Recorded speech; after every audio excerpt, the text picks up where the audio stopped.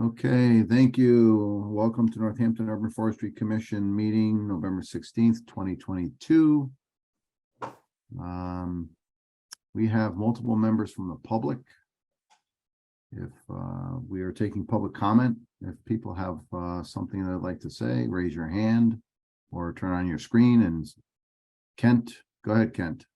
Yeah, hi. I just wanted to introduce myself. I moved to Northampton in July and was talking with Sue the other day about possibly doing some data analysis and mapping work. So I'm looking at sources for tree canopy data for Northampton and hoping to, well, come up with a summary anyway of what's available, maybe in the next week or two.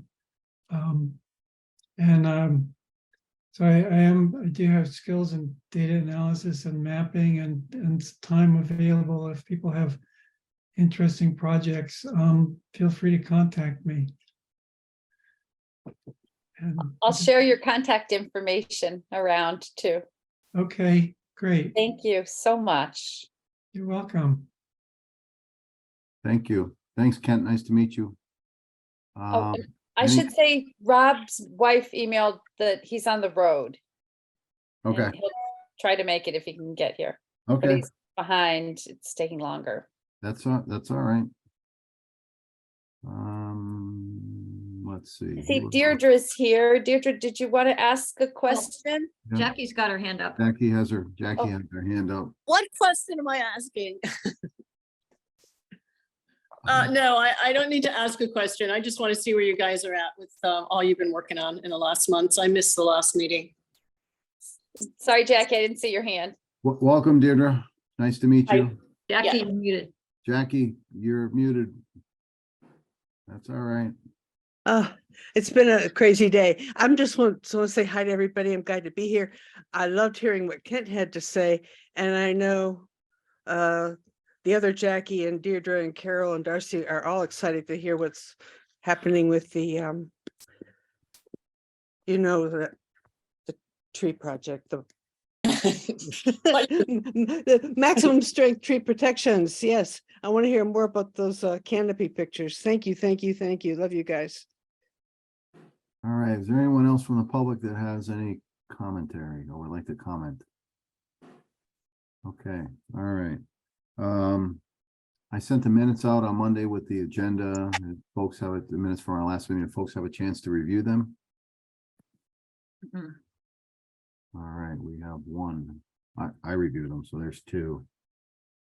I'm still reviewing. That's okay. Take your time. Just let me know when you're done. I've reviewed them too, so. All right, awesome. Thank you, David.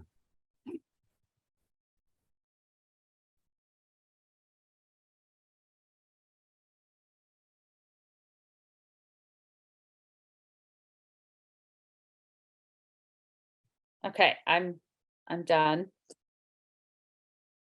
All right.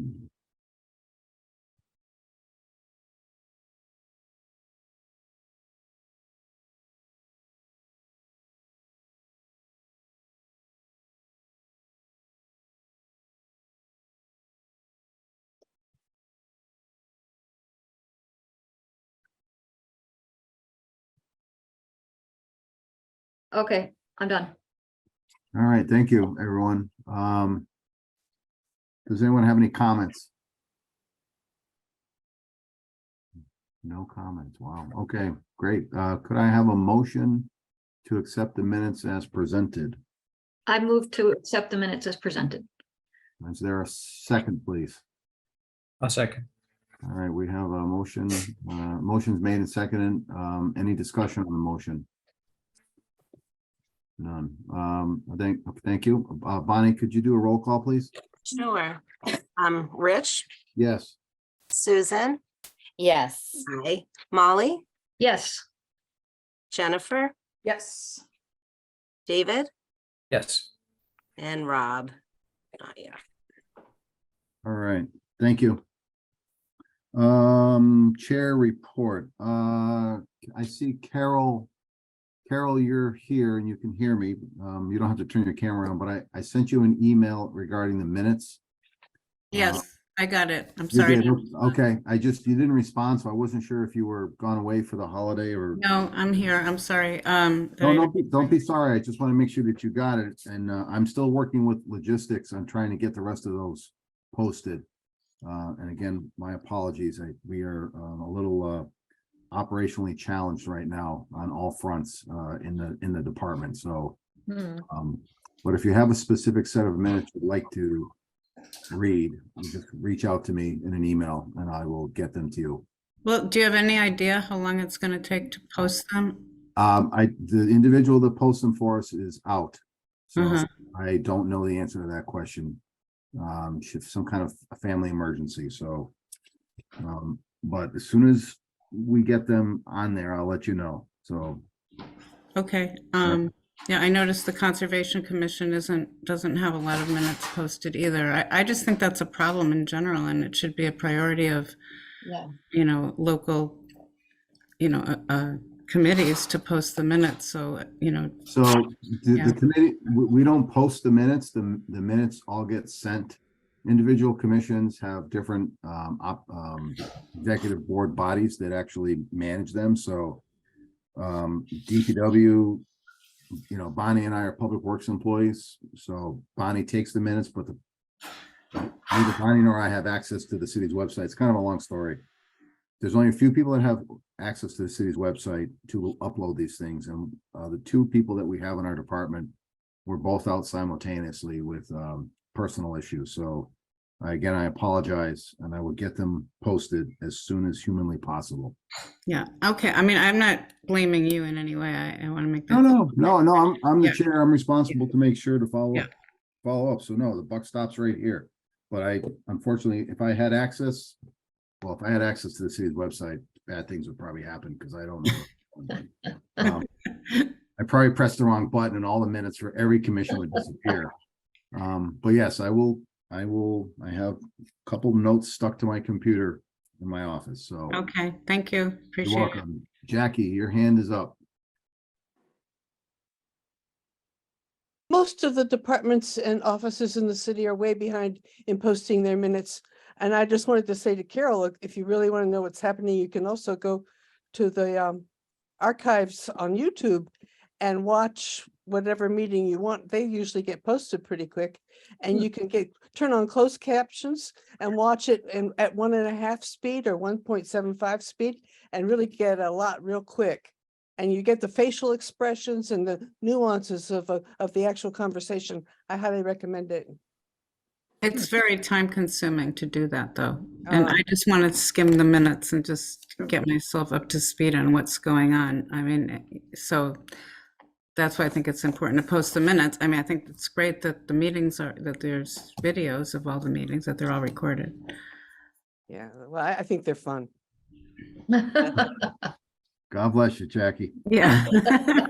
I go to enough meetings without watching old meetings. Yeah. Yep. Yeah, this has been the meeting month. I've had many meetings this month. So, but anyways, Okay, thank you. you're welcome. Another item I wanted to tell you is that we are losing one of the full-time staff at DPW in my division that actually does the watering Oh, no. of our trees. Yep. Abby is leaving. She got a job closer to home because she lives in Savoy.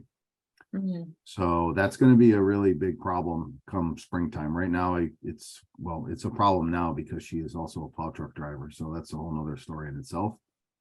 But so really it's just Brooke and myself that actually are putting all these trees today. Abby's last day is next week, right before Thanksgiving.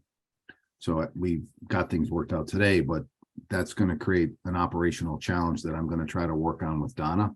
But I will Are they can we fill the position? Can we fill it?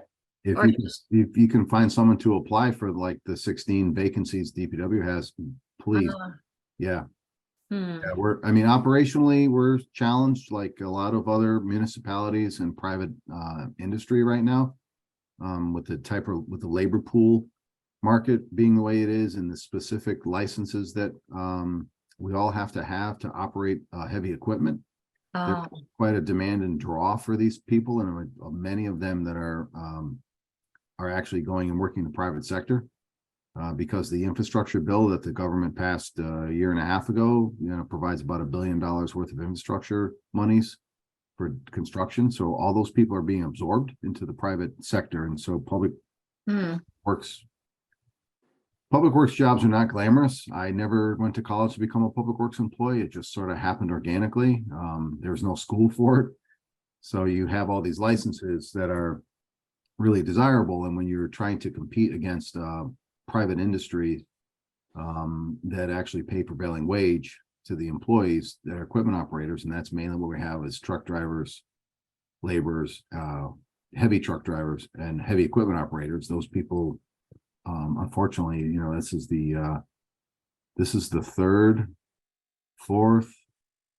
fourth person that's left our division in the last year and a half that haven't been filled. Yes, Molly. Is that position listed on the DPW website? No, it is not, because it hasn't been vacated yet. Once it's vacated, they will post it. But there's many positions on the human resources, the jobs tab on their portion of the city's website, where people can actually go and look at them. I've seen the state has the signs up looking for drivers on the highways. Yes, the state does not have enough plow truck drivers. Wow. And many municipalities have the same kind of signboards that Sue was alluding to, asking for, seasonal labor help and plow truck drivers. And it's a real problem. So, but we'll work through it this winter. Hopefully something will give and we'll get a few staff people. But I think when we start talking about spring planting and spring work, I think we have to keep things in mind that we're operationally a little operationally hamstrung at the moment. That's all. So, Abby's other role was that she took care of Bridge Street Cemetery. Oh. So I'm a fill-in. I would go down and mow several times a week, but I mean, it's 22 acres of mowing around 12,000 stones, over 12,000 stones. So it's a lot of handwork.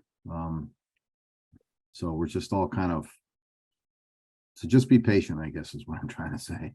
But we will plant trees tomorrow. Yes, David. How many trees a week was she watering? I would say, hold on one second. So let's say about 300. About 6,000 gallons of water each. So Brooke and Abby together jointly were putting about 12,000 gallons of water a week and watering about roughly 600 trees, give or take, a week. So when we had all the water bags out on paper, we should be watering, all the trees should get a drink of water every 14 days, which is not, that's not recommended. There should be 20 gallons to 25 gallons every 7 days during the drought. So we're already presently not able to water because we had to go back so far. We had to go back to 2000. We went back as far as 2019 and a few trees in 2018. So we were, around 1,300 trees that had water bags. So it was definitely very challenging. And, What kind of license does she need? Does that job require? you have to have a commercial driver's license. Okay. Everyone in the DPW has to have a commercial driver's license, bare minimum. The other issue is that the federal government enacted another regulation regarding federal motor carrier, which regulates the license, the CDL licenses that I have and my counterparts have, that require classroom training now. Oh. So previously, when you would hire a seasonal employee, and that's how Abby started working for the city, and Brooke, and about half of the DPW people that work there now, we actually trained them to get their license, to get their CDL. They went and took the exam, and then we provided them with a truck, and then we provided them with training. And then we set up a road test, and they got a road test with the state trooper, and they were, either pass or fail.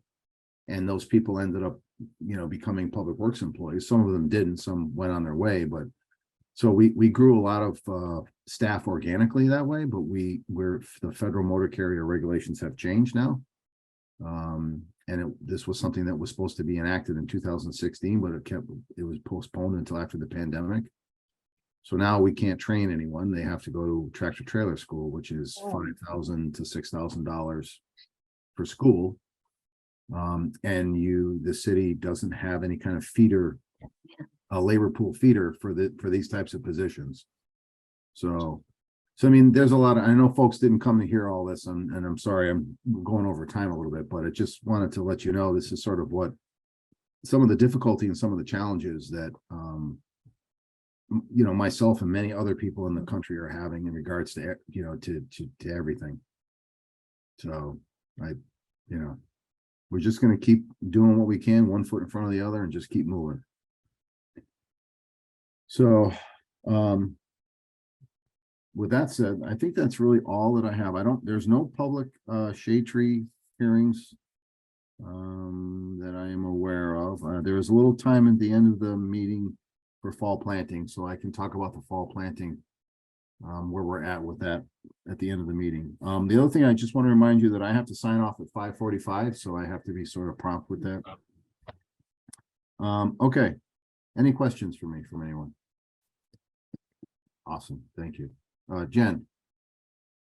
I just wanted to mention real quick, there was a very positive letter to the editor about Tree Northampton and the planting we did, referring to the planting we did on Warfield Place recently. And it was just super positive, and they called Tree Northampton unsung heroes. So I just wanted to mention that. It was real positive, very positive. That was written by my friend Devora, who came to our last meeting, who's possibly interested in being on the commission. Yeah. Okay. Yeah, that's not on our agenda, but that's something that's rattling around in the background. So we have to, maybe we have more time in the meeting, we can delve into that a little more. Okay. STO subgroup update. So who wants to speak to that? It's Sue, David, or myself? We're gonna do rock, paper, scissors. I missed the very end of the meeting, so I defer to you two. All right. We met on the, I believe it was the 10th. Is that correct, David? The 10th, Thursday, the 10th, right? That's right. Yep. Thursday Yeah, the 10th. Thursday, the 10th. And Sue was there with us, David was there, and we basically looked, we went through the STO document as the last amended one. In your inbox, you will find that STO document that was amended. And what I did is I highlighted on page 2 the 2 areas where after Sue left, David and I had a deep discussion about DBHs, and we are, go ahead, Sue. Could you please share that so So people visiting. I will try to share it, but the last time I tried to share with the setup that I have presently, it got really messed up. So Would you like me to try to share it, or? Yep, I can make you a co-host if you like. Let me just find your name here. Yep, that would be better because I don't make a co-host. Yes, okay, you are a co-host, so you can share. Okay. See if it works. Are people seeing it? Yes. Okay. Okay. Yep. So I interrupted you as you were speaking of the highlights on page 2. Yep. So after David and I had a little bit of a discussion, and then we did an exercise with iTree in regards to the benefits of the 20-inch proposed trees that we presently have, and the 20-inch that was proposed on there, and the 17-inch tree. There really is there is a little difference in the benefits, but the benefits of the smaller DBH tree are more important. I know that sounds strange for me to say, but I think they're more important than the 20-inch tree. For the sheer fact that young trees actually sequester more carbon much quicker than unfortunately a tree that's 36 inches or an older growth tree. They end up actually releasing carbon. So it's important, I think, to continue to tell or to continue to talk about the fact that, you know, people look at a 13-inch tree and like, it's 13 inches or it's 17 inches. You know, if those trees end up actually staying in the project or staying on the property where the project's going to happen, they are really going to be more of a benefit in the long run than a 20-inch tree or a 15-inch tree, because that's what was in there before. Because you're going to end up actually gaining multiple years of benefits, whether it's through carbon sequestration or stormwater uptake or cooling, etc., a shade and especially in these two areas right here. So David and I felt that we should go back to planning sustainability with these numbers changed to reduce the DBH. Were those both 20 before? The first one, the CB, Core Side and Gateway was 20, URC, URB, and URA was 15. Ah, okay. And is there when you give it back to planning and sustainability, can you, is there a way to communicate the reasoning behind changing it? Yes. Okay, great. Yeah. I will probably have a conversation with Carolyn. I think it's more productive, to be truthful with you. Mm-hmm. That's how we ended up, putting all, having all the changes that we have in it, which are all in red in this document. So I don't know, David, do you want to add anything, or did I miss something? I think you've done a nice job. I mean, we talked about how the DBH is essentially just arbitrary. Mm-hmm. I mean, who knows why it was set at 20, and we can propose 17, 13, but at the end of the day, it is somewhat arbitrary. Right. It is, Molly. I would argue more from the angle instead of I mean, I agree, I like the new numbers, but I would pose it more instead of in terms of carbon sequestration. I would argue it more in terms of shade and cooling abilities of larger trees. Because for carbon sequestration, I just feel like the when you look at it from a large scale, like all of Massachusetts or even all of Northampton, 1 or 2 trees barely makes a difference. But when you talk about shading and cooling, I think they do make a big difference because they're very localized.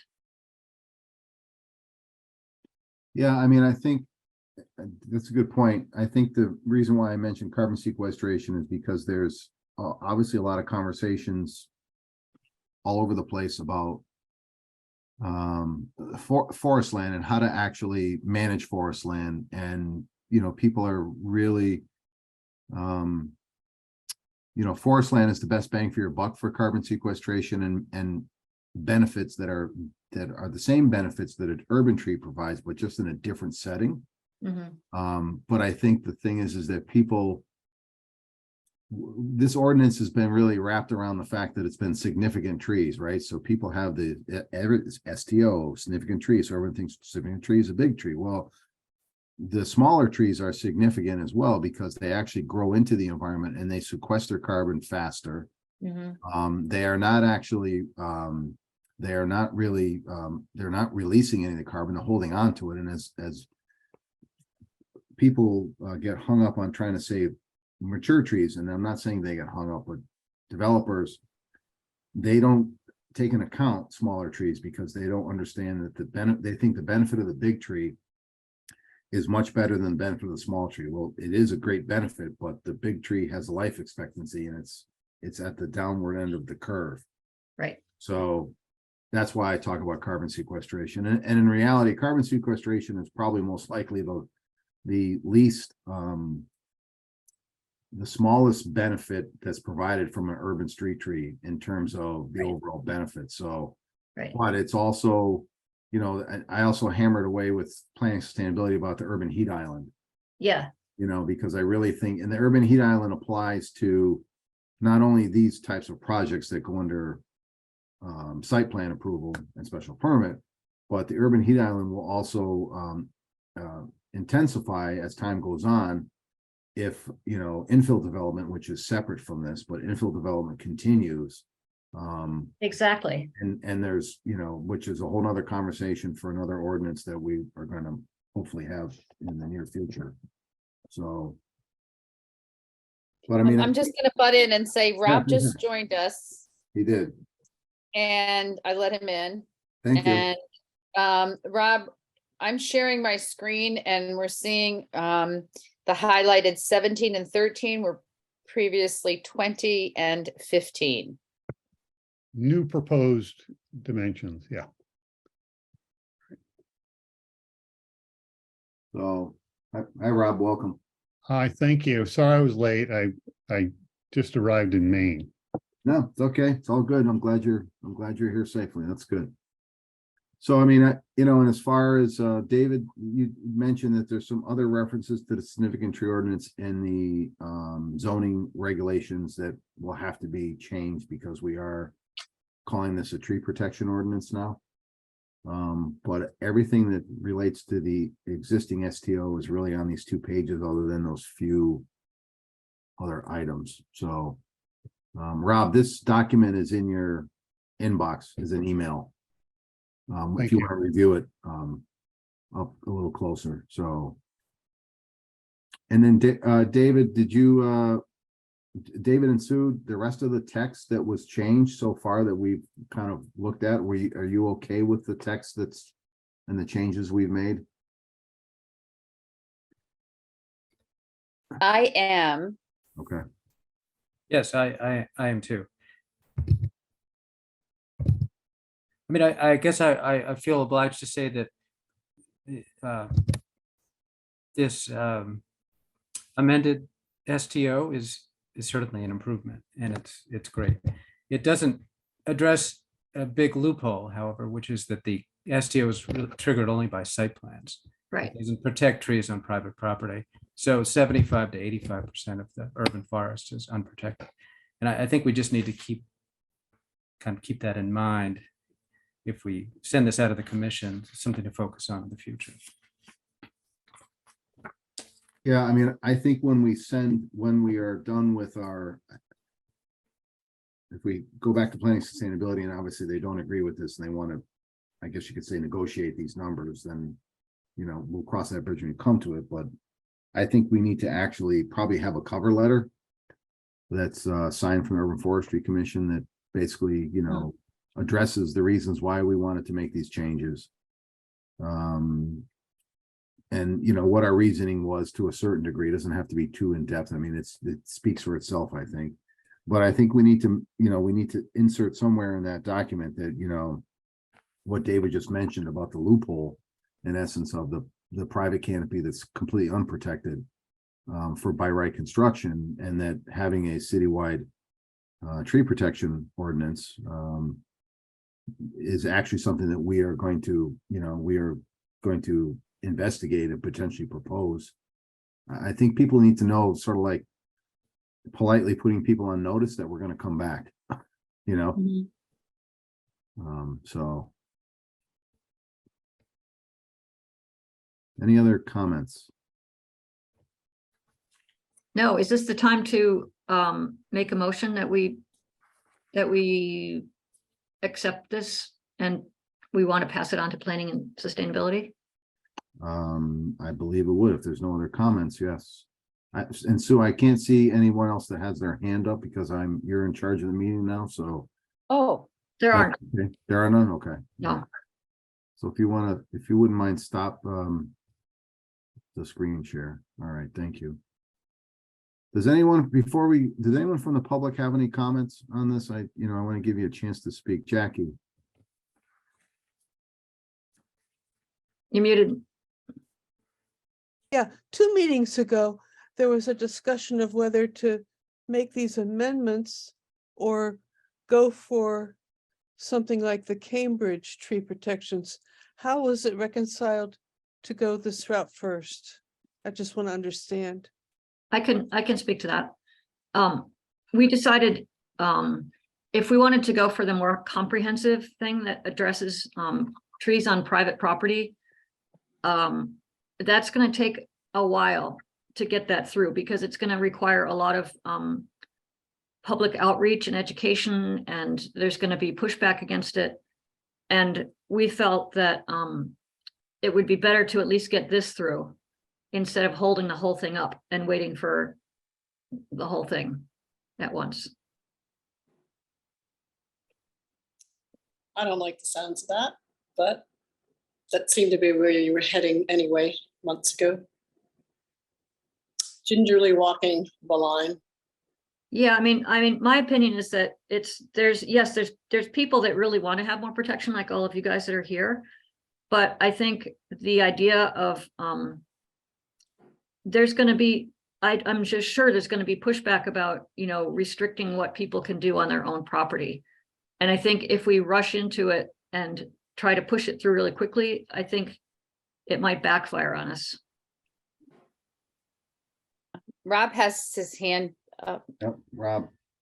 Right, I just have a question about how we're potentially proceeding. If we approve this, we're approving that it will go back to Marilyn, who will then negotiate with you, or No, it will be presented to Carolyn and I'll have a conversation with her about it. And if Carolyn is fine with the changes, then it will be upon the recommendation of the mayor, because Carolyn and I will have to go talk to the mayor. Yeah. That we make the proposed changes. And eventually, it will go to the planning board, I think, first, before anything else, before it goes anywhere else. I see. Make sure that the planning board is fine with it, and then eventually it'll make its way to city council and then be referred out to a committee on legislative matters. And then there'll be other times for public comment because it's a change to the city zoning code. So if it goes well with Carolyn Mish, then Yes. then we won't see it again. But if it doesn't, you'll be coming back to us. Is that the idea? Yes.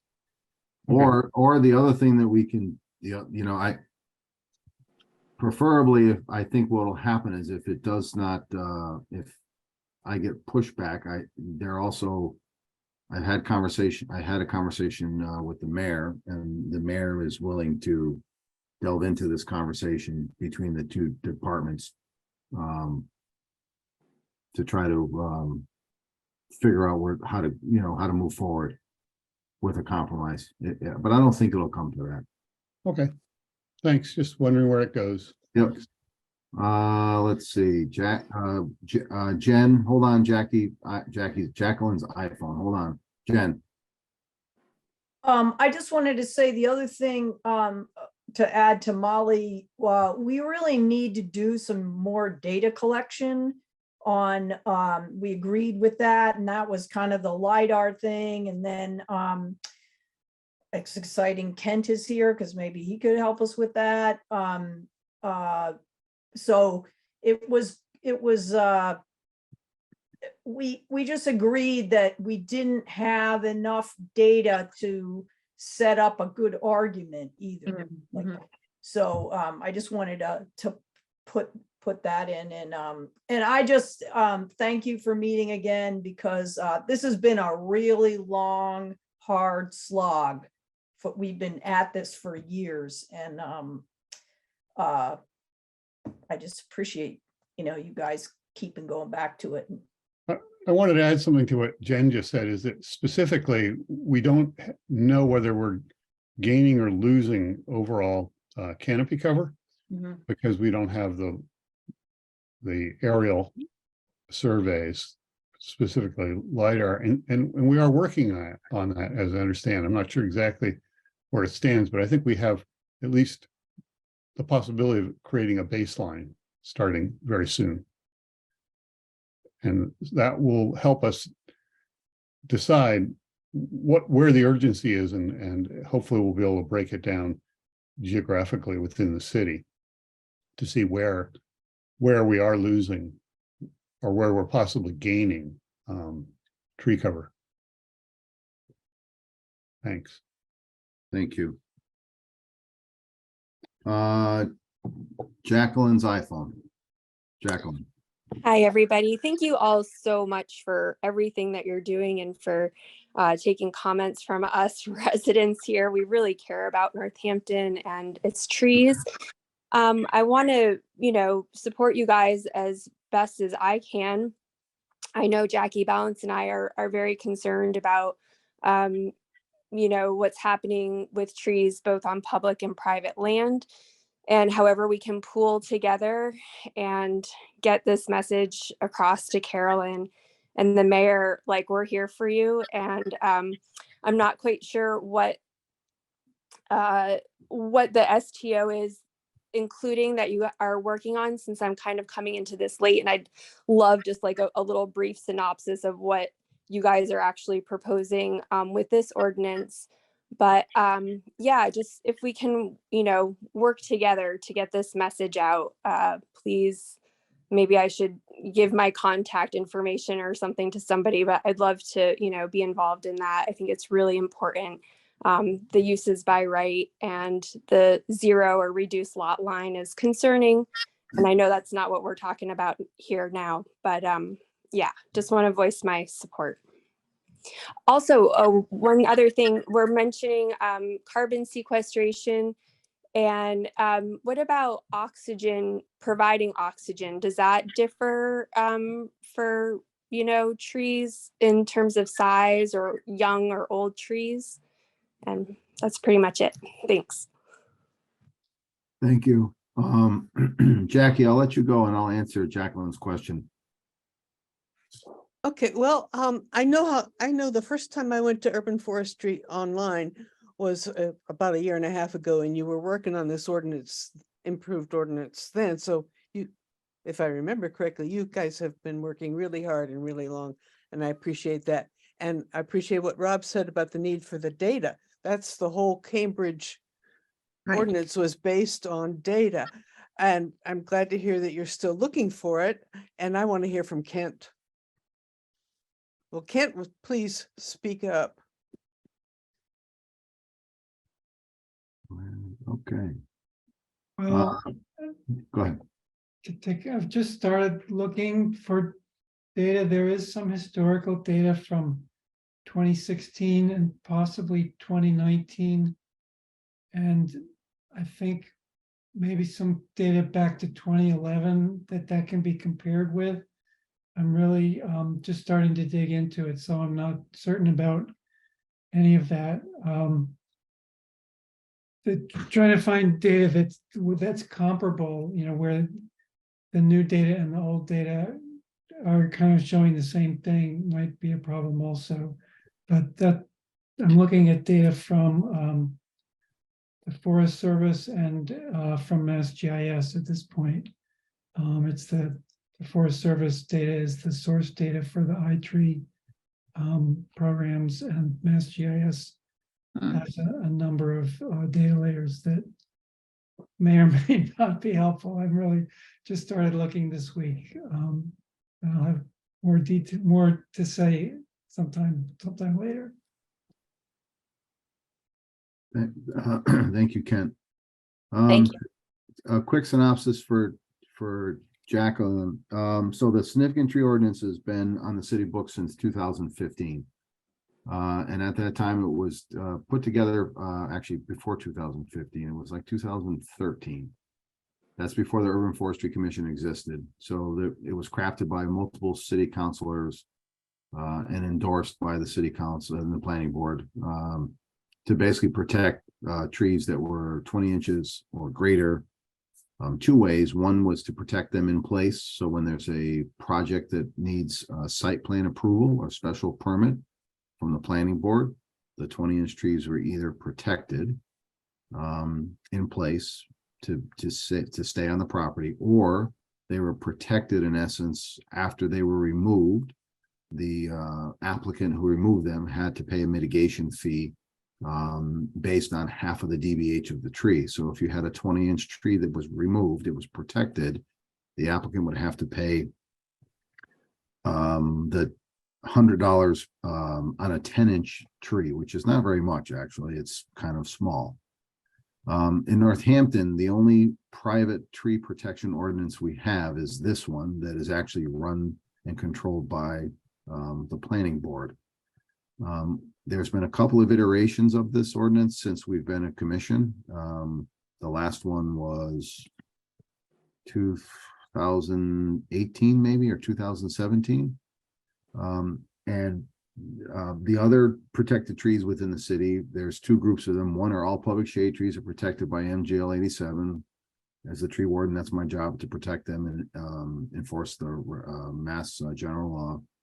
And then trees that are obviously on conservation land or within 200 feet of a buffer zone of a conservation land are protected on private property up to a certain point during projects. But presently there is zero tree protection for any trees that are on private property where there is by right construction happening, which is happening a lot in the Bay State area, as most of you know. And other places, it's just not the Bay State area, just seems to be more prevalent there. So moving forward, having this STO in the iteration that we have it has been about 1.5 years worth of work between members of this commission, another member who is no longer on this commission, and also the Office of Planning and Sustainability. And of course, in the pandemic sort of interrupted everything, unfortunately. So we are still trying to get the final touches on this. So this is where we're at. And that, I hope that kind of explains it in a nutshell. So it's, if you have any questions, you can feel free to reach out to me via email if you like. Great. Yeah. So Sue, you have your hand up. I think actually what I was gonna say was covered basically that we had a guest speaker. I don't know if Jackie was here for that, Balance was here for that. And then he stressed the idea that he was from Cambridge, where they did really increase protection for trees. And he said it was completely data driven. And so that's why you're hearing us talking about, we need data and they had to put together a group of people and they had to have some sound data behind it in order to get their community on board with this, because it's very unusual. Very unusual for community to have this strong protection that we're looking for. That's all. Thank you, Sue. Jennifer? Rich, did you mention that the main aspects of the current revision of the what was the STO? No, I mean, I did, and I can quickly, just for folks that are not familiar with it. So originally, the STO, as I mentioned, was just 20-inch trees protection for projects under site plan approval, special permit, or zoning relief. Now, the proposed changes are based upon the different zoning districts throughout the city, with the most protected trees on the most rural areas of the city. So that DBH is 6 inches. And then as you move closer into the city centers where there is more urban development, the DBH changes to 12, 10, and then it goes to 12, and then it goes to 13. And then the central business districts like in Florence, downtown Northampton, and areas of Leeds, it is presently proposed at 17. So, and I think that I think this was actually, presented by the planning board or the planning office, because they want to encourage development, not in the rural areas, but development more in already areas that are developed, that are actually closer in walking distance. People can bike, people don't have to use their cars. They don't want wide swaths of land being developed out in Ward 6, Ward 7. However, you can still do construction in those places by right, like we can anywhere in the city. And that's where the next review of potentially implementing a ordinance that would protect private trees across the board would be, like Cambridge did, which be what we're going to be looking into. So, and there's a bunch of other changes, basically housekeeping. Has to do with industry practices about how inventories are completed, who does the inventory, how it's presented, because part of the job as the tree warden is I get to review all these projects. And I'm finding that because there were not industry standards across the board, I would get a different type of, I would get multiple different types of inventories that were not based on, the ANSI standards. And so now that we have all that information in there, it's going to actually make my life easier, but it's also going to make the planning board's life easier because you now are comparing apples to apples at every project because the inventory has to be done the same way. So that's another little snapshot of, and the other really important thing too is that, as I said earlier, the original STO, the trees were only replaced at half the DBH. This document, trees are replaced 1 for 1. So that is a big gain. So if the trees can't be replaced on the property within the project, then they will have to pay the mitigation fee 100% of the diameter of breast height, which is 4.5 feet off the ground. They're really important. That's a very important grab on our part, in my opinion, amongst the other things as well. Jackie?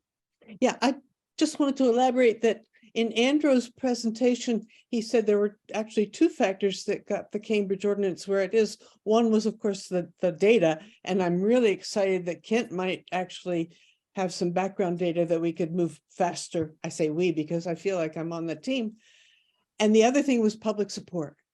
Right now, I've been communicating with people who are waiting in the wings. We got Darcy and Carol from Climate Action Now. They would support it. We've got the 2 Degrees neighborhood group that Marty Nathan organized. They're ready to move with support.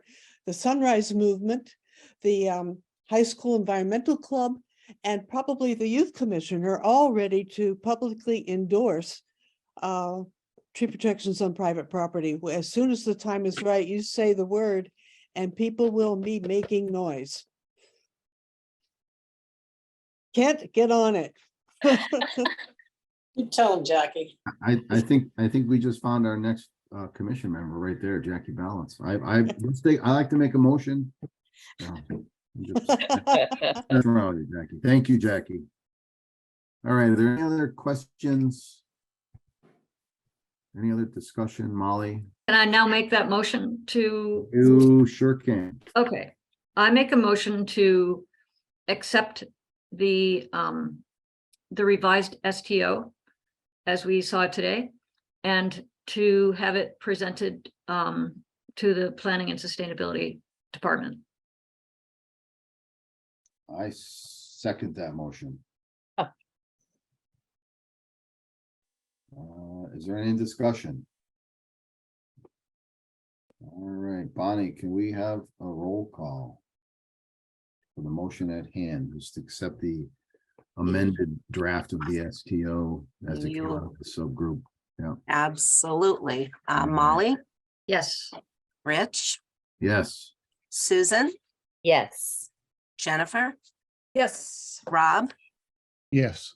and David. Yes. Thank you. Thank you. I will forward that to Carolyn and try to set up a time to meet with her. Oh, who's going to write the cover letter? We're not going to write the cover letter at the moment. We're going to wait until I have a conversation with Carolyn Oh, right. in regards to the effective changes, and then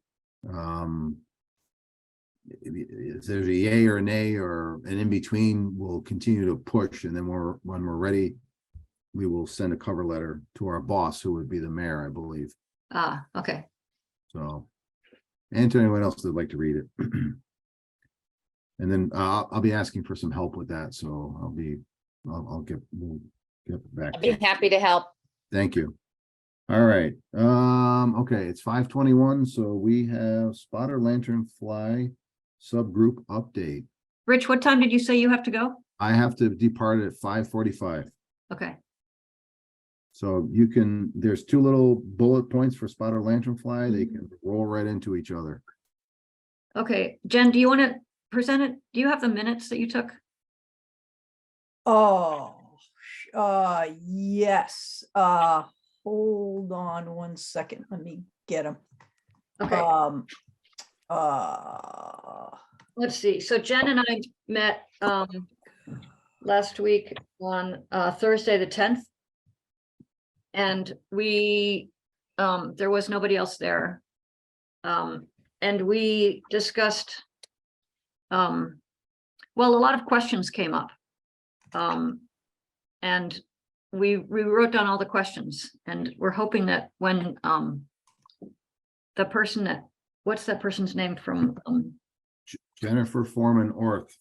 Yes, that she could answer some of those questions if she comes to our meeting. Okay. But, you know, some of the questions ranging from, is this even a, is this even in the purview of the Urban Forestry Commission, since it's really about, it's not that much about tree protection, although it's more about the insect and the inconvenience and nuisance factor, but it is that we concluded that it is about trees because if trees are stressed, which for example, they were over the summer with the drought, they can die from spotted lanternfly infestation. But typically the lanternfly doesn't kill trees except for the ailanthus. But yeah, but it could if they're stressed. So I think then it does become a Urban Forestry Commission issue. Jen, you want to continue? Sure. So, you talked about, I'm just gonna go over the minutes, and then I attended a webinar today, so I can talk about that briefly. So our question was, is it in the purview of the Urban Forestry Commission to monitor this pest, educate the public, consider preventive measures? We concluded it could be because it might have potential to kill trees that are stressed. We wondered if the Agriculture Commission was also looking at spotted lanternfly because it does affect grapes in particular. It's one of its favorites. And Molly called the contact on the city website for the Ag Commission, and we left a message. I haven't heard back, so I need to follow up on that. We discussed, there's a map on MDR website, Massachusetts Department of Agricultural Resources. They're kind of oversee invasive species. And there's 2 different points on those maps, one for ongoing infestations and for just local sightings that might have been an individual that just hitchhiked, or it could have been dead. So it wasn't an ongoing infestation. And then we had a series of questions. I don't think I need to read those. Some of them I might be able to answer. And then next steps were to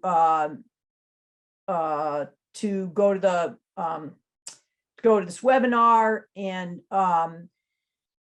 also get the representative from MDR to come in and talk to the commission, and then we could get the answers and determine if this is a priority or if we should educate the public. So so I can give you briefly, let me get back on Zoom here. Hold on, there we go.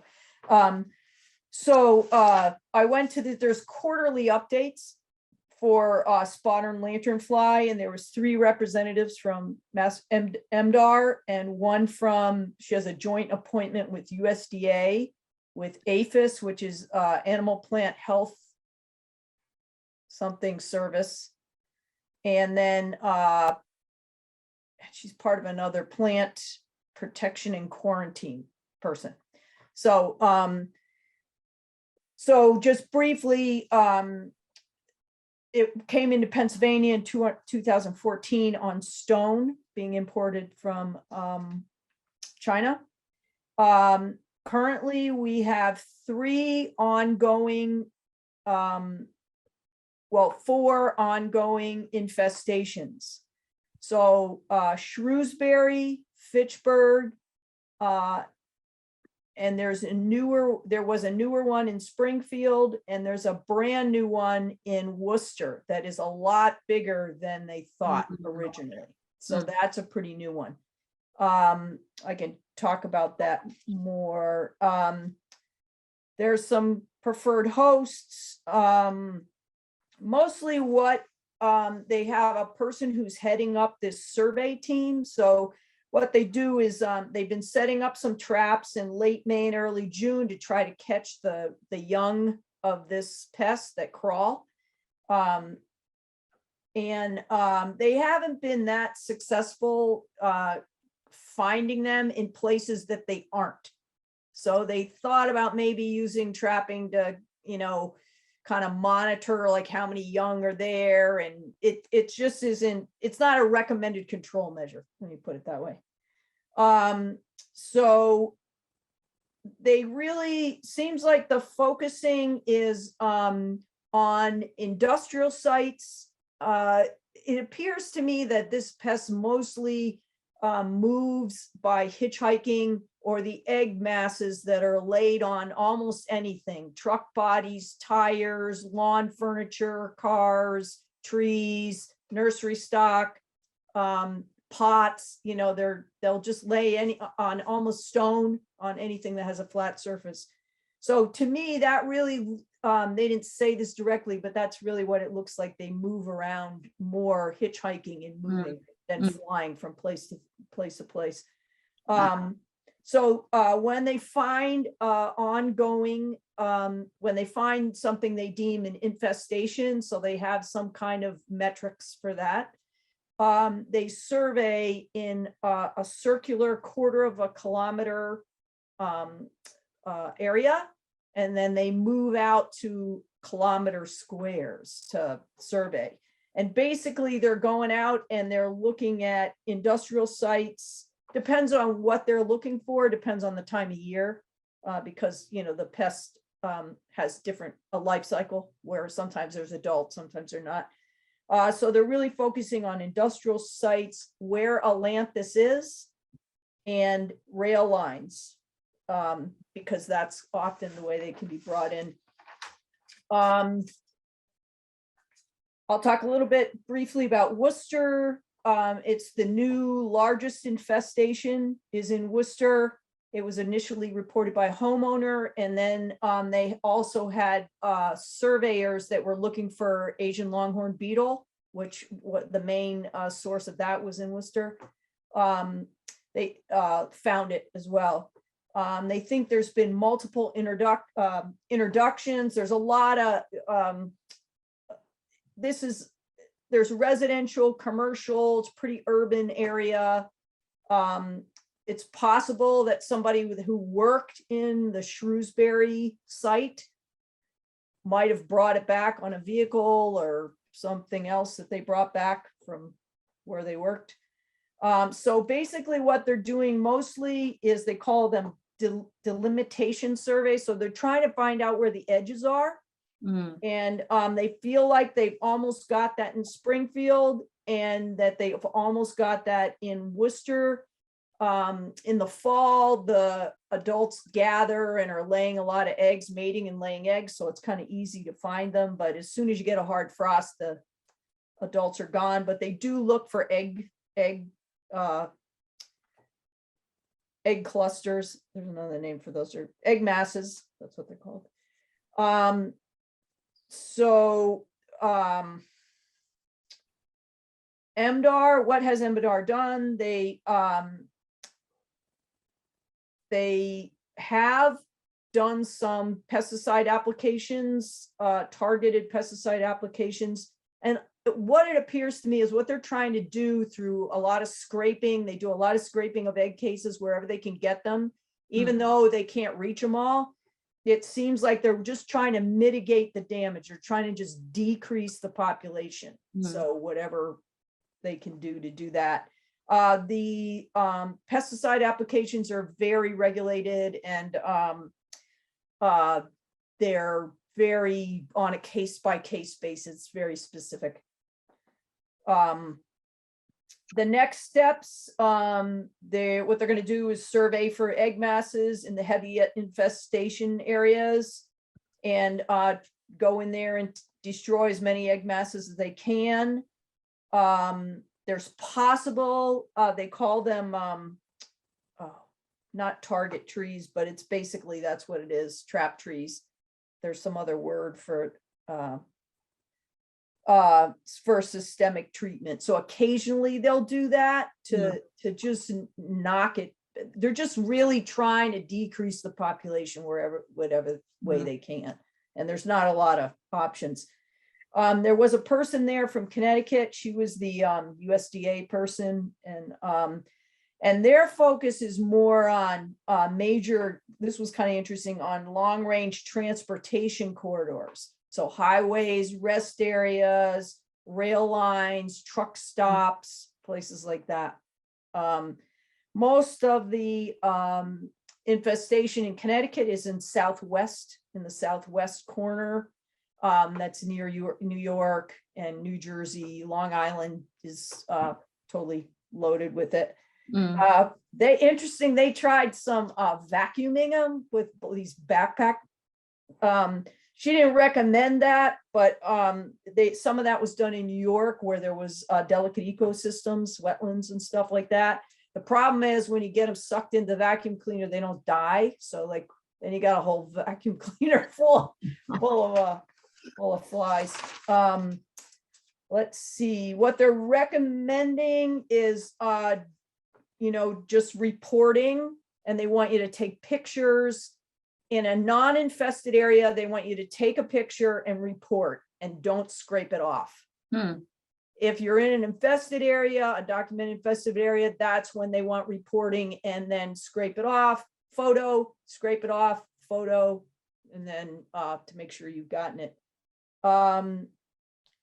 They recommended, if you source nursery products, to ask about if you're getting nursery products from Connecticut, Delaware, Indiana, Maryland, New Jersey, New York, Pennsylvania, Ohio, Virginia, West Virginia, that you ask the nursery, what are they doing are they monitoring their stock? Are they, what are they doing to check? There's a lot of really good information. I have a little single sheet with a lot of the links that you can go to. MDAR came up with a lot of pieces of information and stuff. I asked if the Lanthus survey was worth it. Since we're not in a really urban area where Lanthus is everywhere, it seems like it might be worth it to know where they are, so we could, they will go to other things, but that is really kind of a place where they'll end up. There is also an iNaturalist spotted lanternfly in Massachusetts, and a Lanthus map or something. Oh, So I don't know if I have the website for it, or the URL for it, that I can type and send it out.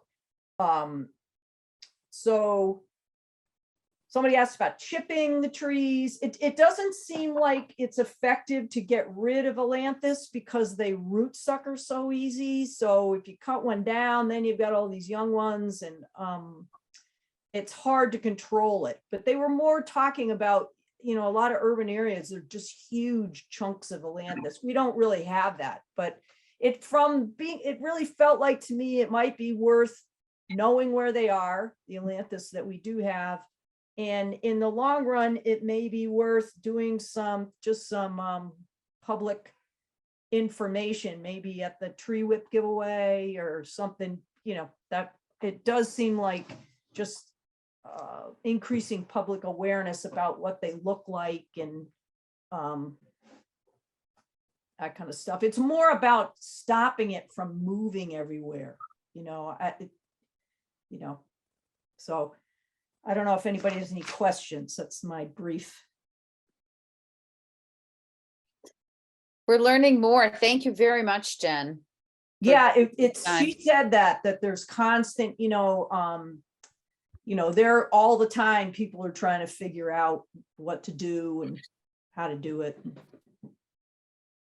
Definitely, if there's any wineries around here, they ought to be in the know. You know, I don't know if they already are, but thank you for attending that webinar. mhm. That was good. I think we should meet again and figure out our next steps. Mhm. Instead of, we don't have to discuss it here, but Yeah. does anybody else besides me and Jen have feedback on this? I got a drafted email to Jennifer Foreman North. Yeah, So when I hear back from her, I'll let you know. I'm hoping to get her to come to one of our meetings in December. great. I mean, Jen, thank you. That was very informative.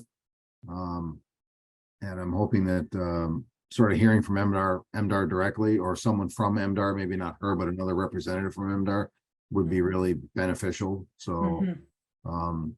and let me know when you would like to meet again, so I can work with you to get your agenda posted. Oh, one other thing, I should just, the next quarterly update is in February. I have the date for that. And then they also have a 1 time a month pest newsletter that you can get that's pretty short, she said. It's not like this long thing. So I also have the URL for that. So maybe I'll just send those links out if people are interested. I can. Thank you. Yep. Thank you, Molly. Yeah, Thanks, Molly, for moving this along. I'll just say also, as far as the survey goes, we're done for the season. The leaves are all off the trees and it's hard to notice the trees as well without the leaves. And I'll also just say, I forget, did I tell you last meeting where we actually did find it? I think I did, right? I don't remember. Oh, well, the focal places in Northampton that we've got so far are, one is that cement factory on Hatfield Street. One is in the neighborhood in Ward 3 that's like Orchard and Elizabeth and those streets in there, that area, there's a cluster there. And there is there's 2 little ones at Pulaski Park at the top of the bike path, and then there's a little cluster down on, let's see, which Maple Street is it? The Maple Street that goes down the hill to Nonotuck in Florence. There's a cluster there. So we're talking about trees, not spotted lantern. Yes, fly. yes, Yeah. just trees. Yeah. Yeah. Just Yes. want to make that clear. Oh, yeah. Yeah. Don't worry. Thank If you. any of you guys in the public, if you happen to know of any ailanthus trees, let me know. Or let Rich know and he can let me know. Thank you. Okay, we got a couple of minutes for a fall planting discussion / update. So I will just give my 2 cents. Tomorrow is the last day of planting. Mm-hmm. That is, we are going to be planting on House Street unless it warms up considerably after we get the weekend temperatures, which would be in the teens and low 20s. But we are getting, we're to the point where things are very muddy, very sloppy. I have the trees on a trailer. They're ready to go. They'll be delivered tomorrow morning on House Street. I got them basically tucked in a giant blanket. They're kind of funny looking. They look like a bunch of little kids underneath an electric blanket. So, but I think I can just speak for myself. I can't say enough to Jen, Rob, Jay Gerard, and other people that have volunteered their time to make the tree planting this fall, a doable thing, because I have not been as present as I normally have been, just because of the operational challenges that I mentioned earlier in the meeting. So I am able to get the trees delivered. I'm not able to stay and necessarily plant every time. So people have really picked up and led the way, and I really truly appreciate it. So Rob, you got 3 minutes or 2 minutes. Do you have anything you want to add? I just want to add that Christina also led a lot of the tree planting, and that's great, but I'm glad you mentioned them. And we missed having you there consistently, although you were there sometimes, and that was good to have you there. I think we definitely reached the goal that we set out once we did our late planting. In other words, we didn't start until October. Usually we would start in September. The drought slowed us down, but once we did start, we actually roared ahead, and I think we will have planted about 125 trees for the fall. Yeah, I've been working on updating that our spreadsheet for the trees that are that we planted. So we're up to date as of the last planting. So I have to add tomorrow's planting, and that will be it. And I did do one ad hoc planting. I helped Lily Library plant the swamp white oak the other day. And then I am going to plant one more singular tree on Prospect Street that we owe an individual when we did the Prospect Street project in 2019. So I'll take care of that on my own with a staff person. So that's just going to take about half an hour probably. But other than that, it's been great. We're putting the nursery to bed. We're going to be basically putting a big tarp out, clumping all the trees together, healing them in with mulch. I will leave some of the trees outside of the that Rob and I had talked about outside of the nursery that'll be in a larger pile of mulch in case the weather does warm up, where we get some nice 40-degree days and maybe a 30-degree evenings, but we could still plant. But they're saying we're going to get colder, pretty cold temperatures, cold as it's been since like 2009, 2008. So the next overnight temperatures all dip down into the 20s for the next week and a half. So that's very hard on the whole process that we're involved in. Other than that, that's it. I don't have anything else to update you on. Any other business not anticipated by the chair? Want to say thanks to Rob for helping steward new people into roles, and just for everything you've done publicly. It's remarkable. Thank you. And just keep in mind, everyone, you know, when you draw a step back, we have planted 20% of our existing canopy since 2015. 20%. So we're pretty close to 2,000 trees. We have 10,000 trees listed in a little less than 10,000 in Tree Keeper. We've planted 20%, so we're doing well. So, all right. Any other comments, questions before we sign off? None. Okay. May I have a motion to adjourn the meeting? I will make a motion to adjourn the meeting. May I have a second? I'll second. All right. Any discussion? No discussion. All right. All in favor, just raise your hand. Thank you, everyone. Have a nice holiday. Motion passes unanimously. Have a nice holiday, and thank you all. Thanks, you too.